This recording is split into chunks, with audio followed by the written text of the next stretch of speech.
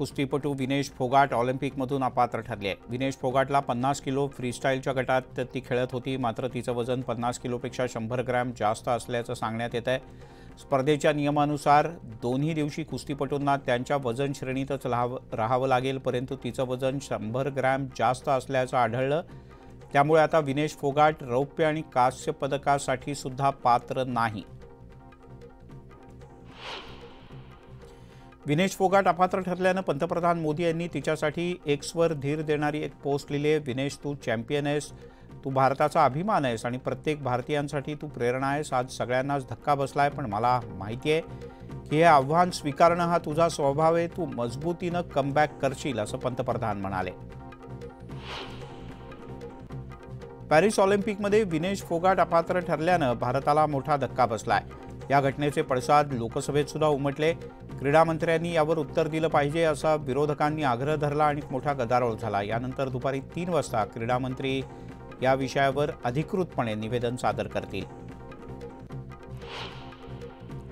विनेश फोगाट अपात्रता प्रकरणी भारतानं आपलं अपील दाखल केलंय। पॅरिस ऑलिम्पिकमध्ये प्रोटोकॉल W नुसार हे अपील दाखल करण्यात आलं आहे। बांगलादेशमधील अराजकाच्या स्थितीवरून उद्धव ठाकरे यांनी पंतप्रधान नरेंद्र मोदी आणि केंद्रीय गृहमंत्री अमित शहा यांच्यावर खोचक शब्दात टीका केली आहे। शहा आणि मोदी हे मणिपूरला जाऊ शकले नाहीत, ते बांगलादेशला जाणार असतील तर त्यांनी नक्की जावं आणि ज्या पद्धतीनं रशिया युक्रेन युद्ध थांबवलं असं म्हणत होते, त्याच पद्धतीनं बांगलादेशातलं युद्धसुद्धा थांबवावं असा टोला त्यांनी लगावला। बांगलादेशमध्ये आज जे काही घडतंय ती सर्वसामान्य माणसाची प्रतिक्रिया असल्याचं उद्धव ठाकरे म्हणाले। बांगलादेशमध्ये आज जे काही घडतंय तो आपल्याला इशारा असून आपल्या सर्वांसाठी आहे। जनतेचं न्यायालय सर्वोच्च असल्याचं उद्धव ठाकरे यांनी म्हटलंय। कोणीच स्वतःला देवापेक्षा मोठं मानू नये असं म्हणत त्यांनी पंतप्रधान नरेंद्र मोदी यांना अप्रत्यक्ष टोला लगावला।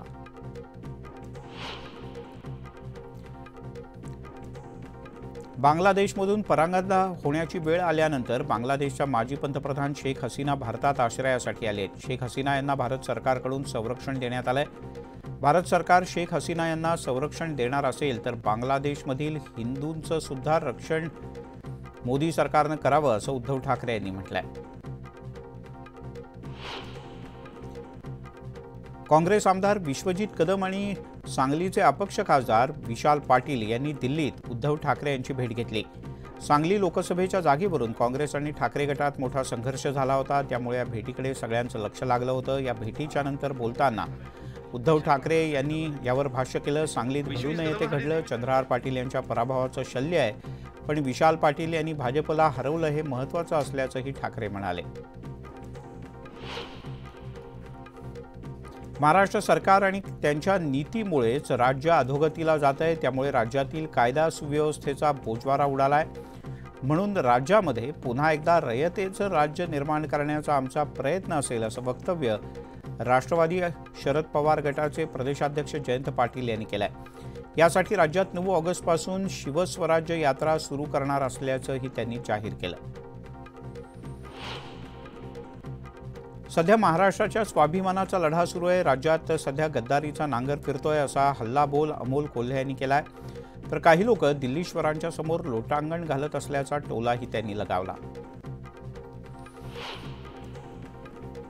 महायुतीच्या समन्वय समितीची आज पुन्हा एकदा बैठक होतीये। एकनाथ शिंदे आणि दोन्ही उपमुख्यमंत्री यांच्या उपस्थितीत ही बैठक होईल। ठाण्यातल्या गडकरी रंगयतांच्या कार्यक्रमानंतर ही बैठक ठाण्यातच होईल अशी माहिती सूत्रांनी दिली आहे। विधानसभा निवडणुकीच्या तयारी संदर्भात या बैठकीत चर्चा होणार आहे।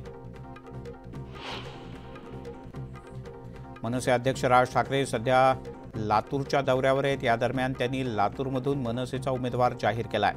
मनसे किसान सेनेचे अध्यक्ष संतोष नागरगोजे यांना लातूर ग्रामीण मतदारसंघातून उमेदवारी जाहीर करण्यात आली आहे। भाजप आणि काँग्रेस यांची परराष्ट्र नीती नेहमीच अयशस्वी राहिली आहे अशी टीका प्रकाश आंबेडकर यांनी केली। प्रकाश आंबेडकर यांनी भारताला अनुकूल असलेलं सरकार वाचवण्यासाठी जी माहिती लागते ती पुरवली जात नाही हे इंटेलिजन्सचं अपयश असल्याचं म्हणत भाजपवर आणि केंद्र सरकारवर टीकेचे आसूड ओढले। जरांगे पाटील यांनी राज ठाकरे यांच्यावर हल्ला चढवला. राज ठाकरे शब्दांचा खेळ करतात. त्यांनी पळवाट शोधले. ते कुणाला फोन करणार नाहीत आणि भेटणारही नाहीत असं म्हणत राज ठाकरे यांच्यावर टीका केली. आरक्षणाच्या मुद्द्यावरून कोणत्याही नेत्याला माफ करणार नाही. आरक्षण मिळणार नसेल तर सगळे साफ होतील असा इशारा जरांगे पाटील यांनी सरकारला दिला. मनोज जरांगे यांनी पुन्हा एकदा सरकारवर टीका केली आहे. प्रवीण दरेकर आणि देवेंद्र फडणवीस यांच्यावर त्यांनी जोरदार हल्ला चढवला. दरेकर अभियान नाही षडयंत्र करतात असा आरोपही त्यांनी केला. नागपूर जिल्हा बँक घोटाळा प्रकरणी मंत्रालयात सहकार मंत्री दिलीप वळसे पाटील यांच्यासमोर सुनावणी पार पडली. बँकेच्या 150 कोटींच्या गैरप्रकार संदर्भात दोषी संचालकांच्यावर जबाबदारी निश्चित करण्याबद्दल सुनावणी घेण्यात आली. यावेळेला 15 दिवसात लेखी स्वरूपातलं म्हणणं सादर करा असे आदेश सहकार मंत्र्यांनी माजी मंत्री सुनील केदार यांना दिले. वंचित बहुजन आघाडीचे राष्ट्रीय अध्यक्ष प्रकाश आंबेडकर यांच्या नेतृत्वात 25 जुलै रोजी मुंबई इथून निघालेल्या आरक्षण बचाव यात्रेचा समारोप छत्रपती संभाजीनगरमध्ये होतोय. शहरातील आमखास मैदान इथे प्रकाश आंबेडकर यांनी जाहीर सभा घेतली. आज संध्याकाळी या जाहीर सभेचं आयोजन करण्यात आलंय. सभेची सगळी तयारी पूर्ण झाली आहे. गल्लीत गोंधळ आणि दिल्लीत मुजरा अशी ठाकरे गटाची अवस्था झाली आहे. मला मुख्यमंत्री करा अशी विनंती करण्यासाठी मशाल प्रमुख नवी दिल्लीत आले आहेत अशी टीका शिवसेना शिंदे गटाचे खासदार नरेश म्हस्के यांनी केली आणि उद्धव ठाकरे यांच्यावर टीका केली आहे. लोकसभेमध्ये सुमार कामगिरी असलेल्या मतदारसंघात आता भाकरी फिरणार असं निश्चित झालंय. सुमार कामगिरी असलेल्या भाजपच्या आमदारांना 2 महिन्यांचा अंतिम कालावधी देण्यात आलाय. कामगिरी सुधारली नाही तर तिकीट कापलं जाईल अशी तंबी भाजपच्या कार्यकर्त्यांना देण्यात आली. अजित पवार यांनी दुसऱ्यांदा अमित शहा यांची भेट घेतली. काल रात्री उशिरा दिल्लीत या दोन्ही नेत्यांमध्ये भेट आणि सविस्तर चर्चा झाल्याची माहिती आहे. विधानसभेच्या जागावाटपावर अजितदादा आणि अमित शहा यांच्यात चर्चा झाल्याची माहिती सूत्रांनी दिली. क्रॉस वोटिंग प्रकरणी आपण निर्दोष असल्याचा दावा पुन्हा एकदा काँग्रेसचे आमदार हिरामण खोसकर यांनी केलाय. याबद्दल त्यांनी काँग्रेसचे ज्येष्ठ नेते बाळासाहेब थोरात यांची भेट घेऊन संपूर्ण घटनाक्रम त्यांना सांगितला. आता प्रदेशाध्यक्ष नाना पटोले यांची भेट घेऊन खोसकर त्यांच्यासमोरही आपली बाजू मांडणार आहेत. वर्ध्यामध्ये सामाजिक क्षेत्रात काम करणाऱ्या डॉक्टर सचिन पावडे यांनी काँग्रेसमध्ये प्रवेश केलाय. वर्धा विधानसभा मतदारसंघातून त्यांनी उमेदवारी मागितली. त्यामुळे गेल्या काही वर्षांपासून तयारी करत असलेल्या उमेदवारांवर आधीच दावा सांगणाऱ्या नेत्यांचा आता होणार काय असा प्रश्न निर्माण झालाय.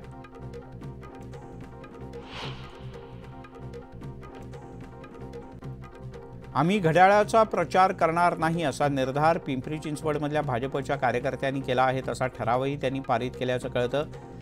त्यामुळे आम्ही सुद्धा भाजपच्या नेत्याचा प्रचार करणार नाही असा निश्चय अजित पवार गटाचे आमदार सुनील शेळके यांनी बोलून दाखवलाय. अमरावतीच्या माजी खासदार नवनीत राणा यांनी मेळघाटमध्ये प्रहार पक्षाचे आमदार राजकुमार पटेल यांच्यावर आपल्या विरोधात काम केल्याचा गंभीर आरोप केला. त्यांच्या या आरोपाला पटेल यांनी जोरदार उत्तर दिलंय. मी पैसे घेतले याचे पुरावे द्या, अन्यथा राजकारण सोडून द्या असं आव्हान पटेल यांनी दिलं. नवनीत राणा यांचा मेळघाटचा दौरा म्हणजे वराती मागून घोडं आहे अशा शब्दात खासदार बळवंत वानखडे यांनी टीका केली आहे. राणा सुरुवातीपासून जनतेत राहिल्या असत्या तर आभार दौरा करण्याची वेळ त्यांच्यावर आली नसती असा टोला त्यांनी लगावला. 2 महिन्यांच्या नंतर काढलेल्या आभार दौऱ्याला काहीच अर्थ नाही असंही त्यांनी नमूद केलं. राज्याचं लक्ष लागलेल्या दक्षिण नगर लोकसभा निवडणुकीत निलेश लंके यांनी सुजय विखे यांचा पराभव केला. आता निवडणुकीच्या प्रचारात आपली खोटी बदनामी केल्याचा दावा करत सुजय विखे यांनी लंके यांच्या विरोधात उच्च न्यायालयात एक याचिका दाखल केली. या प्रकरणाची सुनावणी सुरू झाली असून लंके यांना एक औपचारिक नोटीस कोर्टाच्या वतीनं देण्यात आली. अहमदनगरच्या श्रीरामपूर विधानसभा मतदारसंघात काँग्रेसनं सुरू केलेल्या शेतकरी आणि युवक संवाद यात्रेला मोठा प्रतिसाद मिळतोय. 1 ऑगस्टपासून सुरू झालेली ही यात्रा 15 ऑगस्टपर्यंत सुरू राहील. अहमदनगरमध्ये भाजपच्या एकदिवसीय अधिवेशनाचं आयोजन करण्यात आलं होतं. यावेळेला भाजपच्या कार्यकर्त्यांनी काँग्रेसच्या खोट्या नॅरेटिव्हच्या विरोधात लढा द्यावा असं आवाहन भाजपच्या राष्ट्रीय सरचिटणीस विजया रहाटकर यांनी केलंय. मीरा भाईंदर शहरातील खड्ड्याच्या प्रश्नावर ठाकरे गट आक्रमक झाला. मीरा भाईंदर पूर्वेच्या इंद्रलोक परिसरात खड्ड्यांमध्ये सदाफुली, कडुलिंब अशी झाडं लावत आंदोलन करण्यात आलं. ठेकेदारानं करारात दिलेल्या अटीनुसार काम पूर्ण केलेलं नसेल तर त्याच्यावर गुन्हा दाखल करावा अशी मागणी सुद्धा करण्यात आली.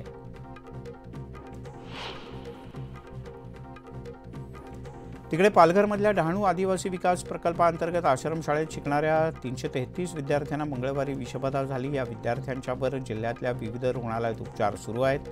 दरम्यान जिल्हा परिषदेचे अध्यक्ष प्रकाश निकम यांनी अचानक बोईसर इथल्या सेंट्रल किचनला भेट दिली आणि जेवणाची पाहणी केली.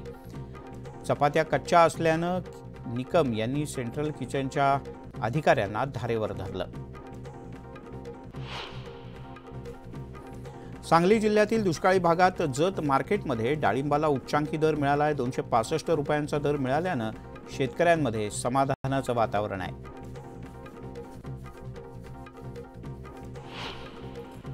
बीड जिल्ह्यामध्ये मराठा कुणबी यांच्या 27,05,210 नोंदी प्रशासनानं तपासलेत. यापैकी 21,000 कुणबींच्या नोंदी सापडलेत तर 98,000 जणांची जात वैधता पूर्ण झाली आहे. सुप्रीम कोर्टाच्या SC/ST आरक्षणाच्या संदर्भात वर्गीकरण करण्याच्या निर्णयाचा बीडमध्ये आंबेडकरी संघटनांनी निषेध केला. आरक्षणामधील वर्गीकरण म्हणजे SC/STंचं आरक्षण संपवण्याचा घाट असल्याचा आरोपही त्यांनी केला. निवृत्तीनाथ, ज्ञानेश्वर माऊली आणि सोपान काका तसंच पांडुरंगाच्या भेटीनंतर आदिशक्ती मुक्ताबाईंची पालखी स्वगृही परतली आहे. यावेळेला परतीच्या प्रवासात बुलढाणा जिल्ह्यात पालखीचं जंगी स्वागत करण्यात आलं. मोताळा बुलढाणा तालुक्यातील शेकडो शेतकरी पीक विम्यापासून वंचित आहेत. अनेक शेतकऱ्यांना पीक विमा मिळालेला नाही. या विरोधात आझाद हिंद संघटनेनं निदर्शनं केली. शेतकऱ्यांना तात्काळ पीक विमा देण्यात आला नाही तर आंदोलन तीव्र करण्याचा इशारा देण्यात आला. रावेर तालुक्यातील पुनखेडा ते रावेर ही बस सेवा गेल्या आठवड्याभरापासून बंद आहे. याबद्दल जाब विचारला असता बस वाहकानं विद्यार्थ्यांना शिवीगाळ केली. त्यामुळे संतप्त विद्यार्थी आणि ग्रामस्थांनी मुक्ताईनगरकडून येणाऱ्या सर्व ST बस अडवल्याचं कळलं. तब्बल 2 तासाच्या रास्ता रोकोनंतर आंदोलन मागे घेण्यात आलं. गेले 3 दिवस मुंबईमध्ये महिला पोलीस भरती प्रक्रिया सुरू आहे. 1257 जागांसाठी भरती होत असून राज्याच्या कानाकोपऱ्यातून मोठ्या प्रमाणात तरुणी भरतीसाठी मुंबईत आले आहेत. पण इथे त्यांच्यासाठी कोणत्याही प्रकारच्या सुविधा नसल्यानं तरुणी आणि त्यांच्या पालकांचे मोठे हाल होत आहेत. पिंपरी चिंचवड शहरातील रस्त्याची मुसळधार पावसामुळे चाळण झाले. जागोजागी खड्डे पडलेत. नागरिकांना त्यातूनच कसाबसा मार्ग काढावा लागतो. यामुळे पालिका आयुक्तांनी येत्या 4 दिवसात सर्व रस्ते खड्डेमुक्त करा असे आदेश दिले आहेत. भंडारा जिल्ह्याच्या चांदपूर इथे जिल्हा परिषदेच्या शाळेत मुदतबाह्य पोषण आहार दिला जात असल्याचा धक्कादायक प्रकार उघडकीस आला. गट शिक्षणाधिकाऱ्यांनी चौकशी करत त्याचा अहवाल जिल्हा परिषद शिक्षण विभागाला पाठवला आहे. मुख्याधिकाऱ्यांना कारणे दाखवा नोटीस बजावण्यात आली असून चौकशीच्या अंती कार्यवाही होईल असा विश्वास शिक्षणाधिकाऱ्यांनी व्यक्त केला आहे. नाशिक जिल्ह्यातल्या बेलदगव्हाण गावातील ग्रामस्थांनी भर पावसात रस्त्यावर बसून ठिय्या आंदोलन केलं. गावातील रस्त्यावर बांधण्यात आलेल्या मोरीला ठेकेदारानं जोड रस्ताच बांधला नाही. काम अर्धवट सोडून ठेकेदार निघून गेला. ग्रामस्थांची मोठी गैरसोय होते. त्यामुळे हा रस्ता तातडीनं पूर्ण करावा असं स्थानिकांचं म्हणणं आहे. अकोल्यात ठाकरे गटाचे जिल्हा प्रमुख गोपाळ दातकार यांच्या अडचणी वाढल्यात. त्यांचा अटकपूर्व जामीन अर्ज फेटाळण्यात आला आहे. त्यांच्यावर दाखल असलेल्या अॅट्रॉसिटीच्या गुन्ह्यात अटक टाळण्यासाठी त्यांनी न्यायालयात धाव घेतली होती. सांगलीतील कृष्णा नदीचा पूर ओसरलायला सुरुवात झाली आहे, मात्र त्यानंतर स्वच्छतेचा मोठा प्रश्न निर्माण झाला आहे। पालिकेकडून युद्धपातळीवर स्वच्छता आणि औषध फवारणी मोहीम सुरू करण्यात आली। एका दिवसात तब्बल 20 टन कचरा गोळा करण्यात आला।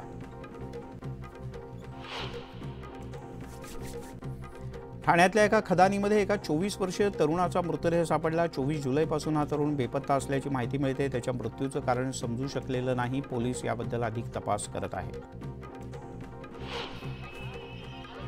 2 दिवसांपूर्वी नाशिकच्या रामकुंडावरून पुरात वाहून गेलेल्या एका पर्यटकाचा मृतदेह अखेर सापडला आहे। नाशिक रोडच्या एकलहरे परिसरात गोदावरीच्या पात्रात पानवेलींमध्ये हा मृतदेह अडकला होता। पुण्यातील वाघेश्वर पार्किंगच्या जवळच्या एका गोदामाला भीषण आग लागली। अग्निशमन दलाच्या एकूण 7 गाड्या ही आग विझवण्यासाठी घटनास्थळी दाखल झाल्या होत्या। या आगीत गोदामातील सर्व सामान जळून खाक झालंय आणि लाखो रुपयांचं नुकसान झालंय।